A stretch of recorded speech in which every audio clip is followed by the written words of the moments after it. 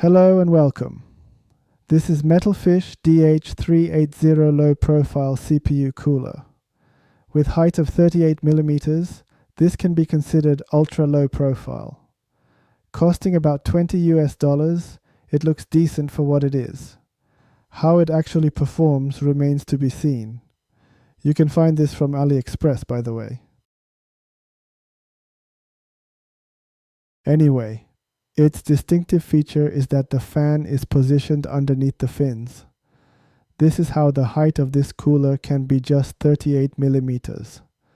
If the fan was positioned on top, this cooler would have had height of at least 53mm, which is still low profile enough, but won't have the wow factor anymore. And there is something else.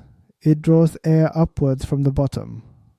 In general, airflow of low-profile CPU coolers is the opposite, drawing air from top. For a cooler that is just 38mm in height, it may make more sense to flip the airflow, since you don't want to blast the motherboard with heated air. For the sake of content and with a bit of curiosity, I am going to flip the fan and observe how it performs. I do think that the original fan orientation does make more sense on paper. But who knows? I am sure that they tested it though.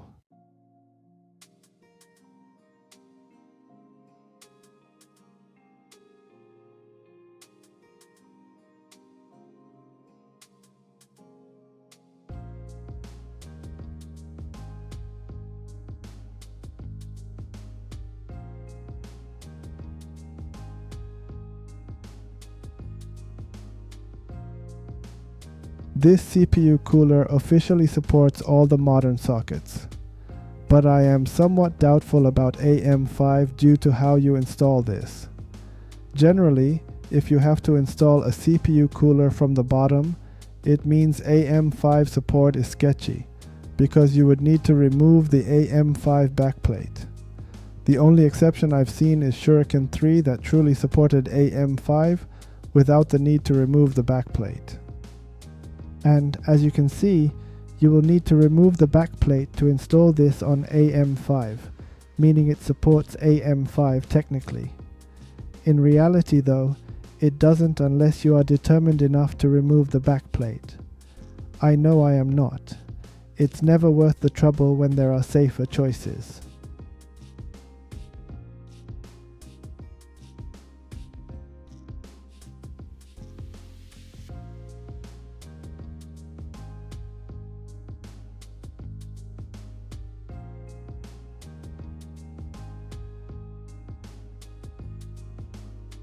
Well, from the get-go it's thermal throttling.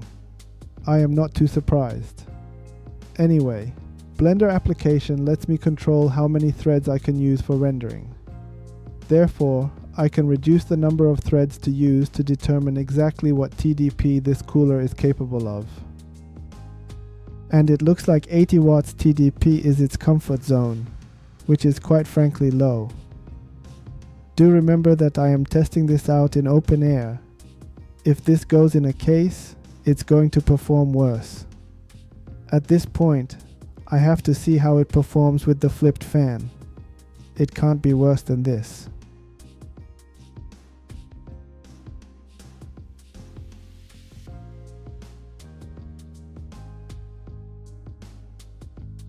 This is interesting. It is better. The max TDP appears to be about 90 watts. This is objectively better. The downside of this is that the whole motherboard is heating up since the fan is blowing heated air downwards. This may or may not matter in a case, since everything will eventually be hot and toasty inside. Okay, here we are. First thing first. If you do get this, flip the fan. Once you do that, it will perform 10% better. I am puzzled why they didn't do so from the factory. Or maybe they don't care about the fan orientation at all, and it's hit or miss.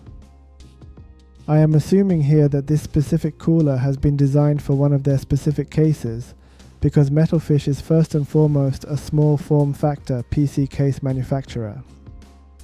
Regardless, flip the fan. Secondly, AM5 support for this cooler is a soft lie because you need to remove the backplate. The LGA grid is fragile already. Don't bother removing the backplate and risk damaging the pins. AM5 motherboards are already way too expensive for that sort of adventure. Finally, this cooler is barely adequate for any modern CPUs in 2025 because its top ceiling is just 90 watts. I do realize how small this cooler is, and it is cheap enough to try it out. But there is no way for this cooler to be able to handle Ryzen 7000 and 9000 series as well as Intel 14th Gen in any shape or form. For AM4 though, this should do well. Thank you for watching and see you next time.